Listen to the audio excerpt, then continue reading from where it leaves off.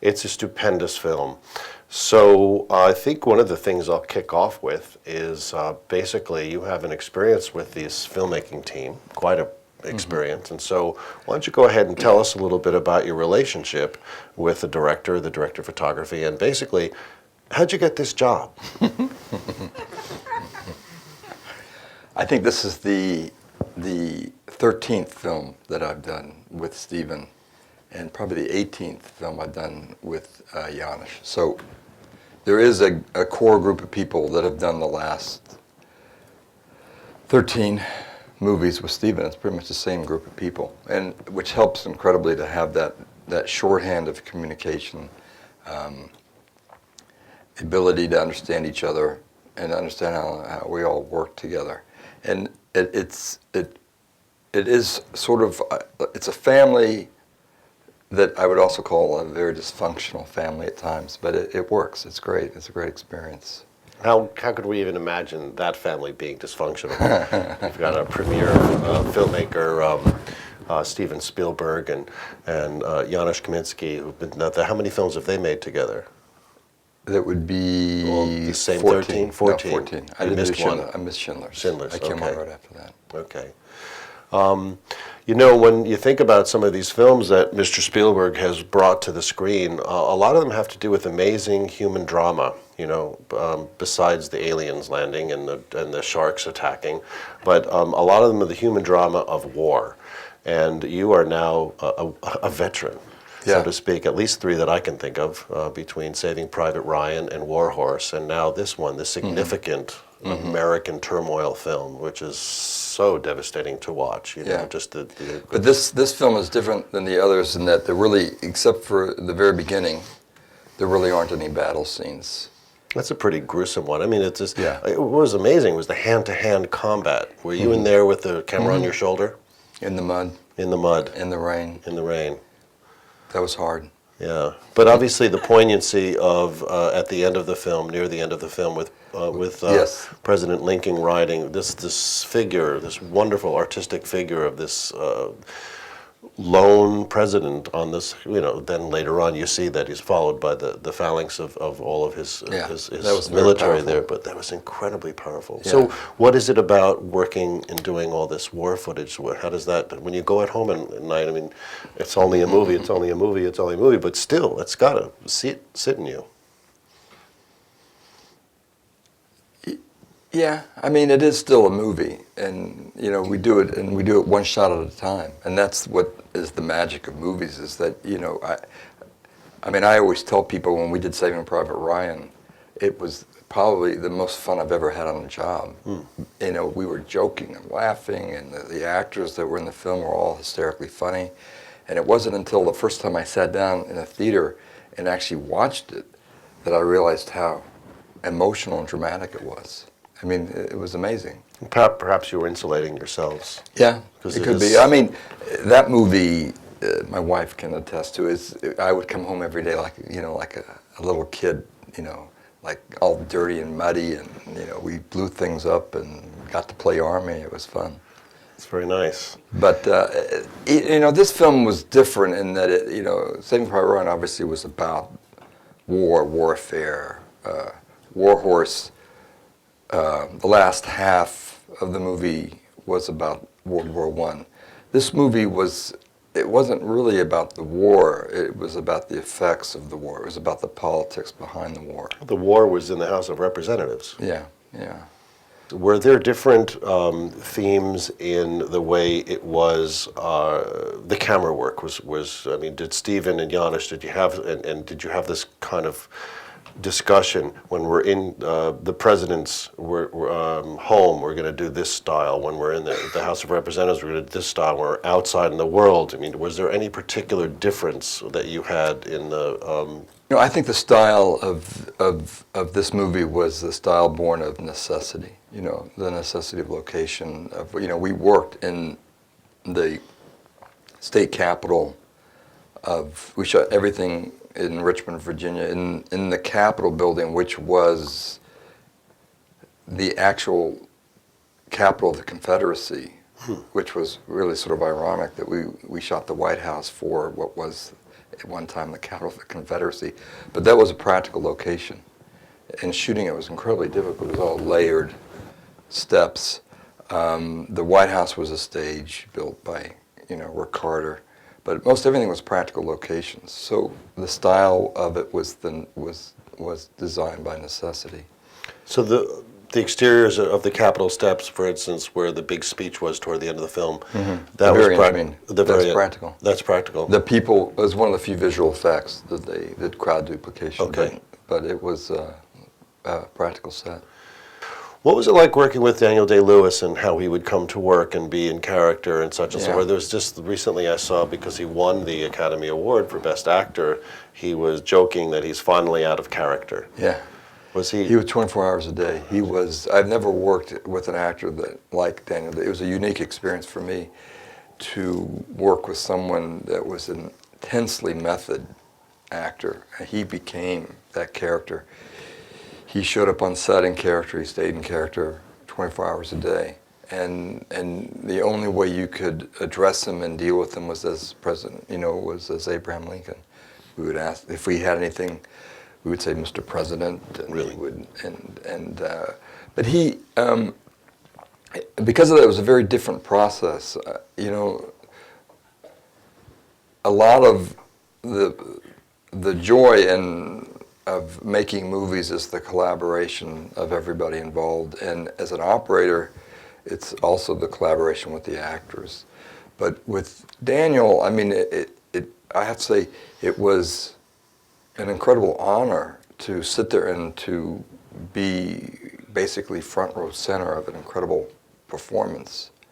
But it was also difficult because there was a disconnect. I mean, he really didn't want to know us. He didn't want to be reminded that he was making a movie. Sometimes I think he would have been happy if he was Abraham Lincoln in a room by himself, for 8 weeks. Well, he probably was. Yeah, I think when he was off the set.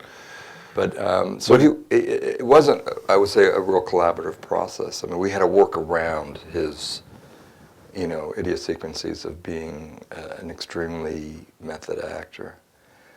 Was there any particular timing as far as the directors when Stephen is working with Daniel and they're doing their scenes? I mean, did you all come to work and have like a typical, okay, it's the actor-director rehearsal, and you get a chance to watch that or not, and then you'd go, then you'd have the part crafting it, or was it all so already taken care of? It was all done. I mean, I think most of the preparation happened before we started shooting. And we would show up, there would be a little bit of discussion with Stephen and Daniel, not much, and then Stephen would have an idea of how we would set the shot, and then we would not even rehearse, we would just roll. We would just shoot. And was that a technical consideration? I mean, a lot of your shots, I mean, there's really very few, like, really tight, but you did a lot of move going in and in and in and in. And one of my favorite images is the one that ends. I think it's at the end. It's that transition when you're on him and he's been, the time is declared when he's passed, and then you go into this glass, and then the transition is into him saying the speech again. But boy, that's really pretty. There's a lot. There's a lot of interesting shots in the movie, but you don't. When I think about this movie, I realize there's really two distinct ways that a camera works telling a story, making a movie. One of them is like in Saving Private Ryan, where the camera is actually like the third character in the movie, where you notice it, you're part of it, you're aware of it. And in this movie, the camera, even though it's very active, I mean, the camera never stops moving, but you don't notice it as much. It's really part of the essence of the. It's telling the story in a quiet way, and it's letting the actors perform without getting in the way. But it's still a participant in the storytelling process. It's just a much quieter way. But if you were to watch this movie without sound, for example, you'd see the camera is moving all over the place. You'd probably notice it a lot more. I mean, there's this great shot where it comes off I think it's once the amendment's passed, right when they're voting, where it comes off the upper balcony, and it comes down to this very tight shot of wood, and then the camera spins around and it finds Tommy Lee Jones. It's a great shot, but it, complicated. Right. Now, And complicated. It's complicated to do, and we have no time to do it. Why is that the end of time? Because Stephen works very quickly, and as much as he is a master craftsman of designing shots for the camera, having the camera be an active part of storytelling, he has no patience for it. Really? So it's like, this is the shot. We get 1 or 2 shots at it, and then we either get it, move on, or there's a lot of screaming and yelling. But we get it, because we've all done it before. We're all very good at it. And how many days were you filming? I think we did that movie in 53 days. That's not a lot. No. For a film of this scope, I mean, Yeah, it was period films. I mean, was Daniel in makeup a good part of the time? Or did he just have it put on his face and that? He had his pre-call, the makeup was done, and he showed up. Sometimes we put up huge blacks, 20 by 20 blacks from his trailer to the set, so no one would see him that wasn't a part of the crew. And he'd come on set, and he stayed all day. He hardly ever left the set. He might go to his another room on the set. He never would go back to his trailer. Did you have to do any particular tricks to make him look taller? Yes. Yeah, Daniel Day-Lewis is tall, but Abraham Lincoln was taller. It was like 6'5", 6'6". Yeah, I don't know the exact height, but we had to put quarter apples everywhere for him. When he walked, if we didn't see his feet, we always had to build a platform for him.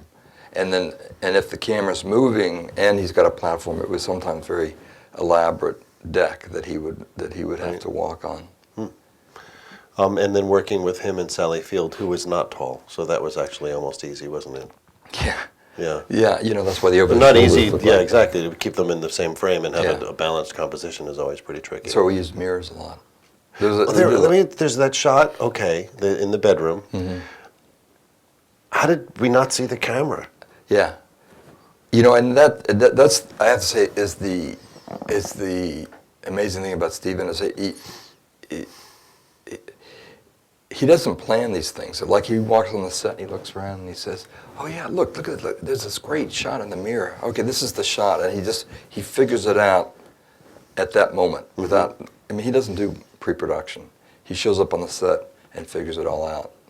It was impressive. Yeah. You know what I'm talking about? This is the shot in the I was thinking, okay, this has got to be just a glass that looks like a mirror because it came dead on axis. And I'm like, okay, that's... No, it's set exactly right. I mean, if that mirror moved a degree either direction, you would see either a light or the camera. Right. You're going to work in Richmond, Virginia. What is a typical day like for you there? Well, I can tell you that, let's say call time is 7 a.m., and if you show up at 7 a.m., you're late. With Stephen, he's always there before anybody else because he doesn't really prep. He likes to be inspired by the moment, so he shows up. We always have the second assistant show up at half an hour before call with the lens and a finder for Stephen, so he can figure out what he wants to do. But we show up. The first shot is always figured out within minutes of call time.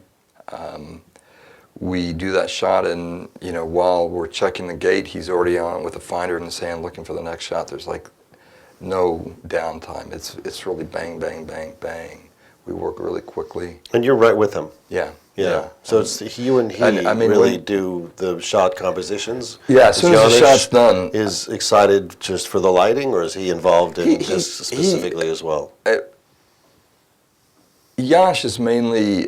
And it's beautiful. I mean, the lighting in this movie is stupendous. It's gorgeous. I have 100 questions to ask him. Yeah, it looks great. But he, as soon as I hear check the gate, I hop off the dolly and I get over to Stephen as soon as I can because he starts talking about the next shot and I have to be there because I've realized through the years of doing this with Stephen that unless I hear him describe the shot, it's always wrong. If somebody else tells me what the shot is, it's always set up incorrectly, so I have to make sure that I hear it, and so I have a relationship with Stephen that I understand his language, I guess is what it is, And if I have a question, he's always open to hear it. If I have an idea, he's very open to collaborating. Does he have the same assistant director frequently? Yeah. Yes. Always? Yeah. There's been, in the 13 movies I've done, there have been 2. Okay, so then they are the true lieutenants who actually make it happen as well. So do you have to answer everybody's question, or does that get done by them as well? It's a combination. Adam Sumner, who's the AD, did an awesome job, and thank goodness he's hilariously funny. Oh, good, yeah. But yes, as an operator, you get asked a ton of questions. I mean, you're sitting at the camera, and that's why, at the end of the day, you just want to go sit in an isolation chamber, because there's just constant questions and people asking you, what's this, what's that, what are we doing next, what are you looking at, what do we see, what lens do we have, what's the shot, what are we doing next? Well, that's the job, though. Yeah. That's why you're there, because you have that gift of that. Now, where you're talking about your camera's moving all the time, and you have a particular secret weapon, don't you?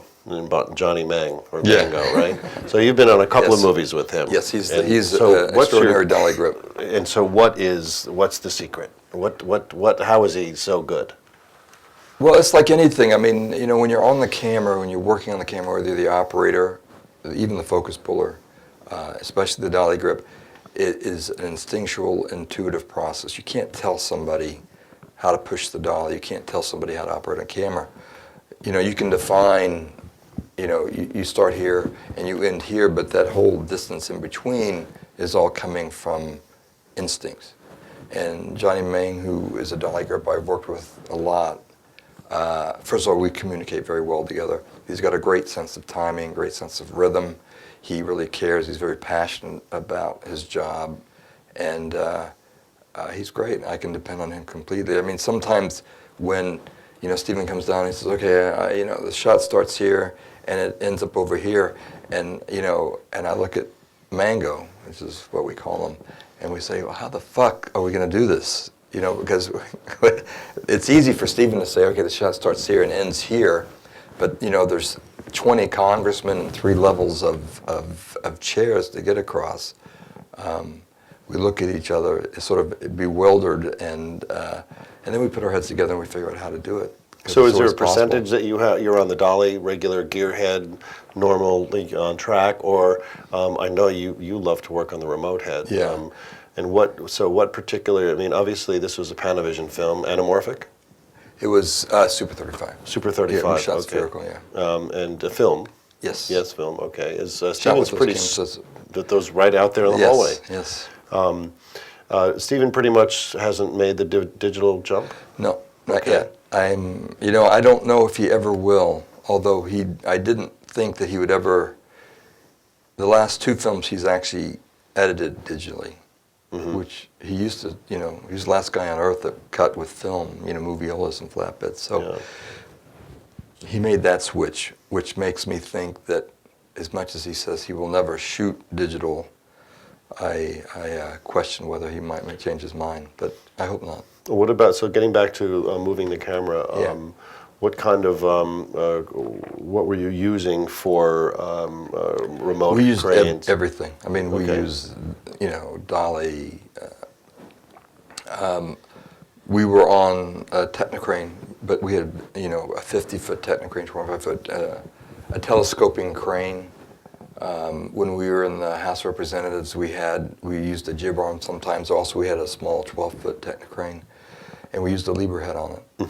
And it comes in handy to have the budget to have all the toys, because with Stephen, you never know what he's going to come up with. Nothing's storyboarded, nothing's planned out. It's all based on inspiration. So all of a sudden he gets inspired for the shot that you've got to have all the gear to do it with.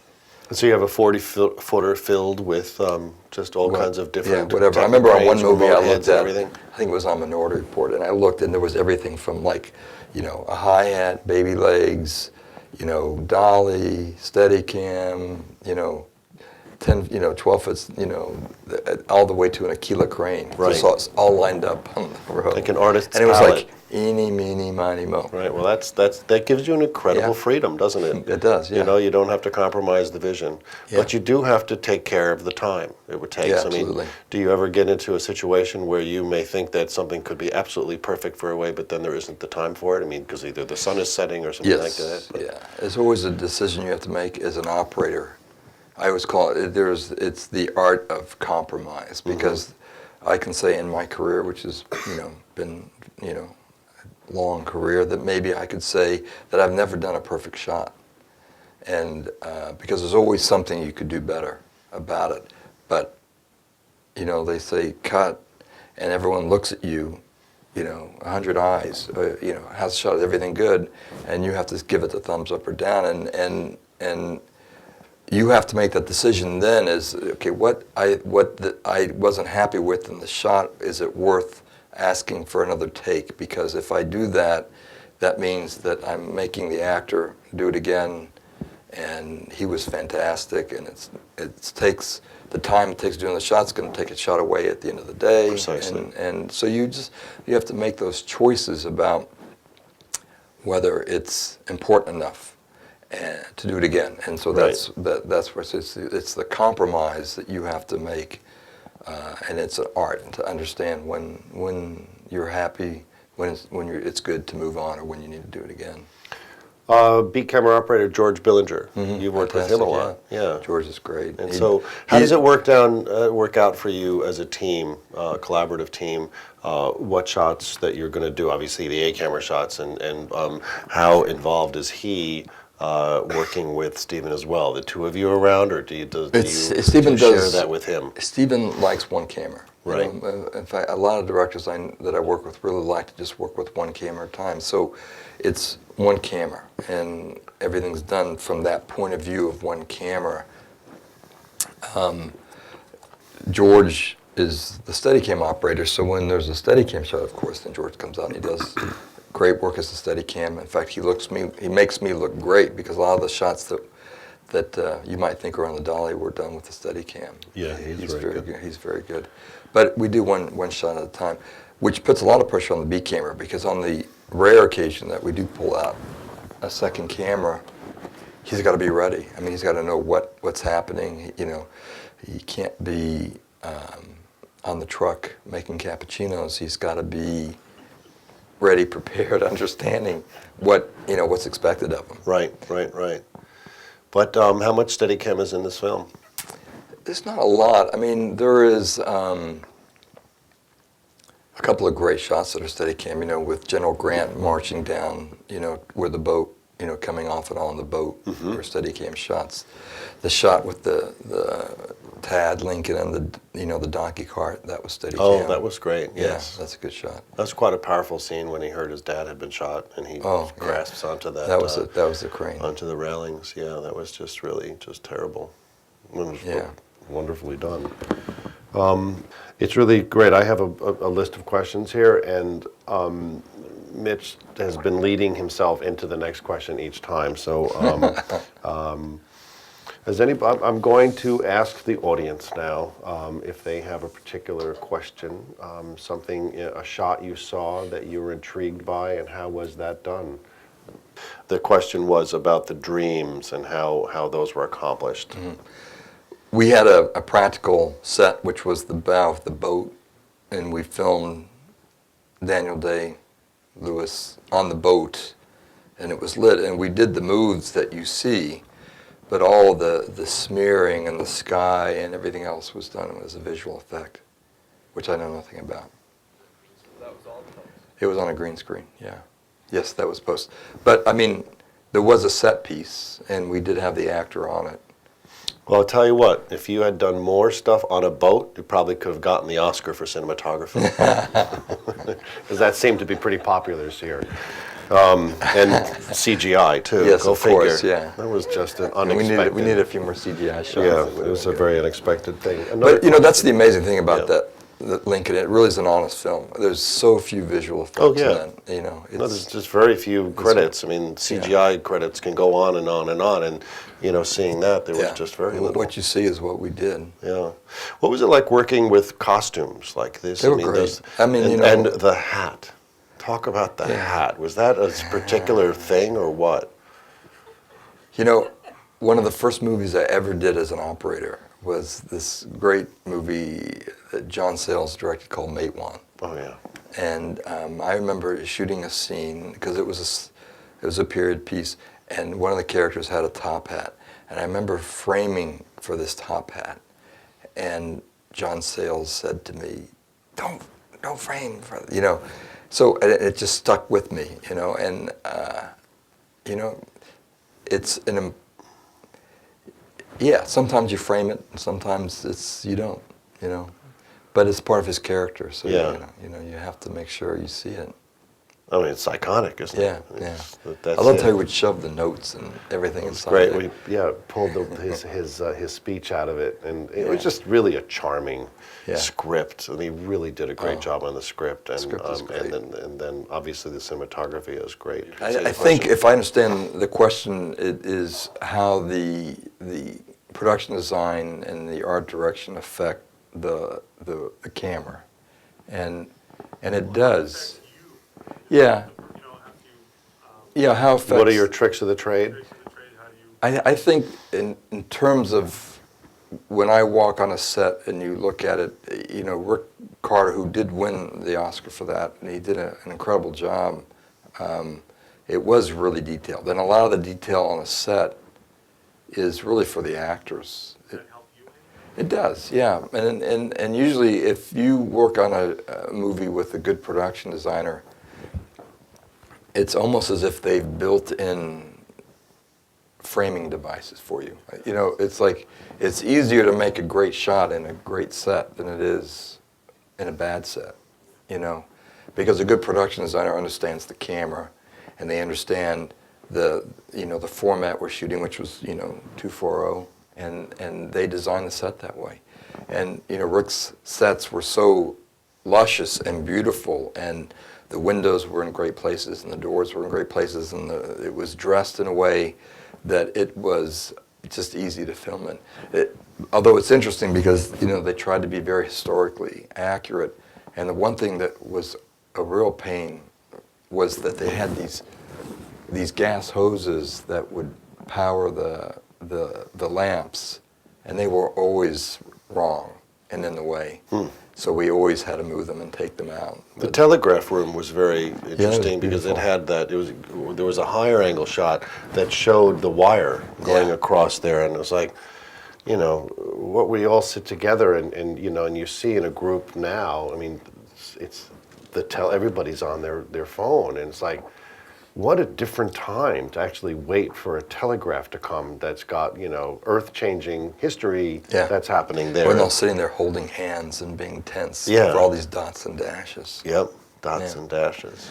But yeah, the set is hugely important for me as an operator.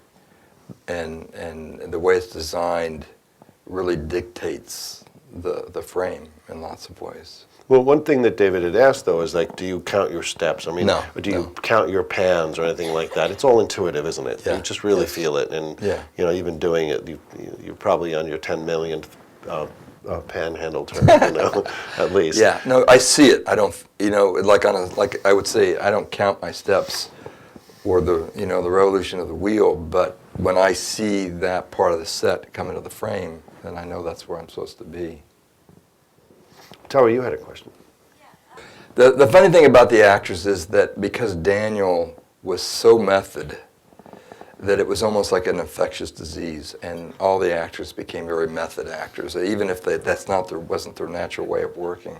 So Sally became very unapproachable and very determined to be in character, and all the actors sort of caught this disease, which,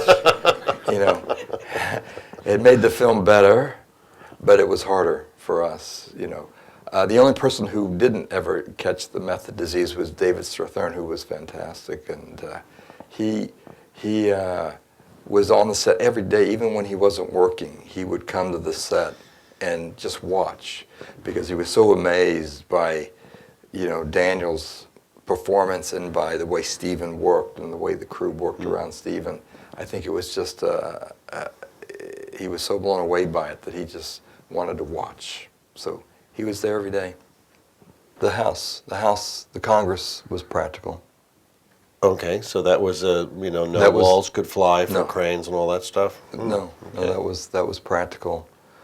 So what do you think about this whole SOC Camera Operator of the Year kind of contest and stuff? I mean, what do you think it has to do with the relevance of camera operating in the award season and the nature of what our job is? You know, yay or nay?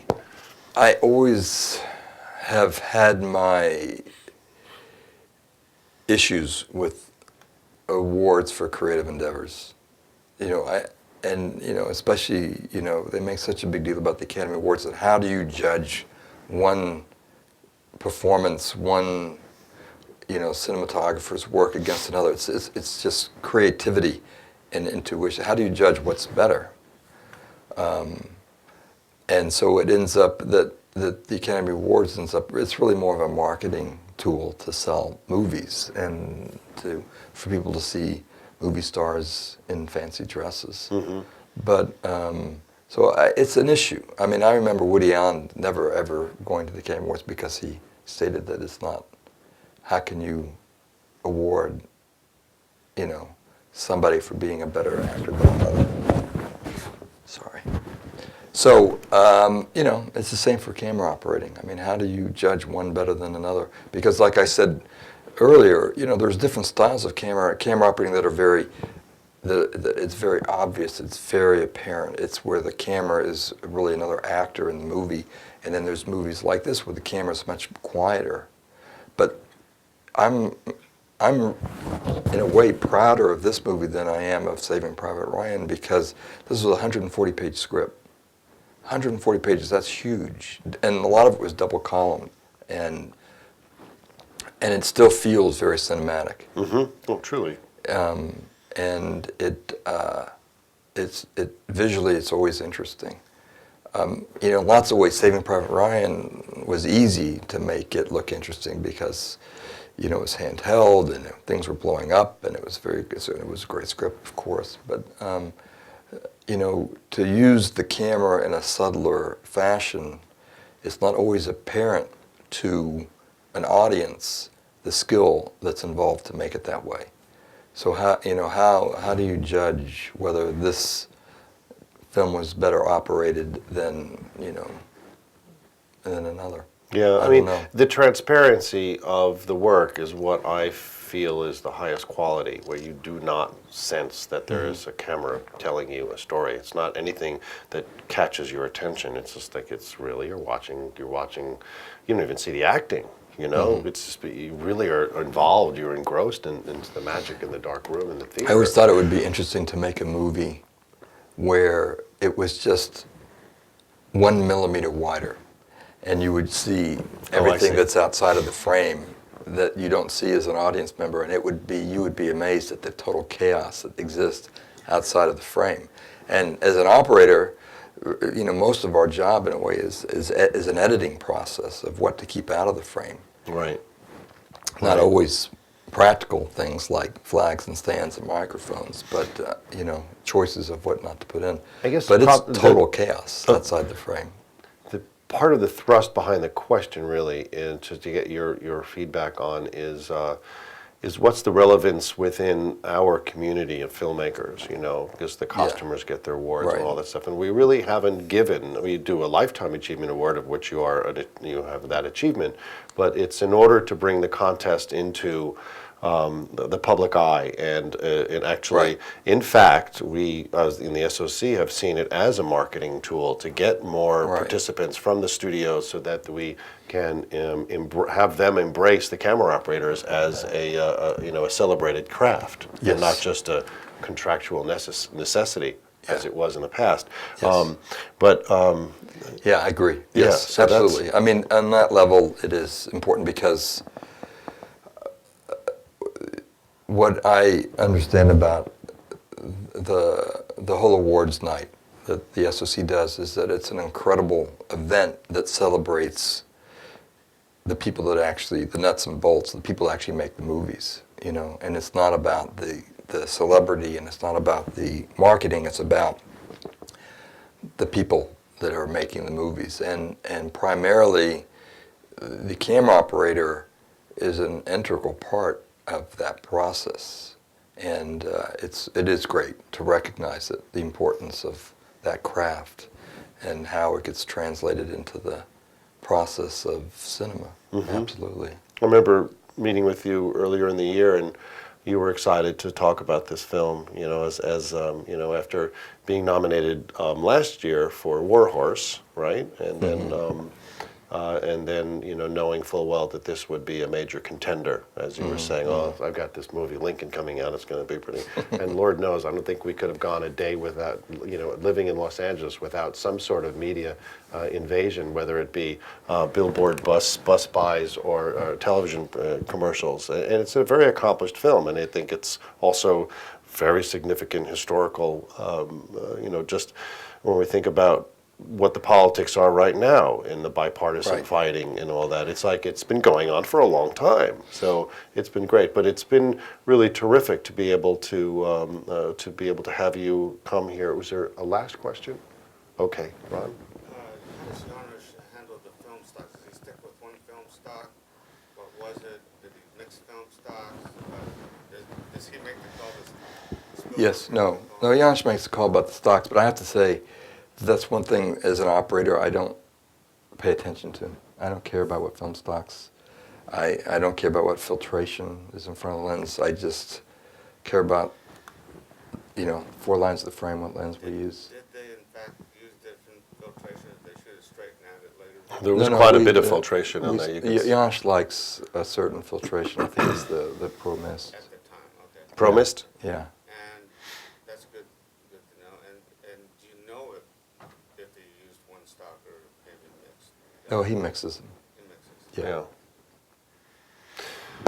Well, that being There's said, one with the red tape on it, and there's one with the blue tape on it. That's all I know. hey, we're outside. That's the blue tape. Oh, we're inside. It's dark. That's the red tape. Pedro, we'll make this the last question. Being the bridge between the director and the director of You know, photography. it's one of the talents of being a camera operator is to learn how to be the mediator, the go-between. It's a very difficult position sometimes to be, you know, the person that sits between the director, the actor, and the director of photography, and how to.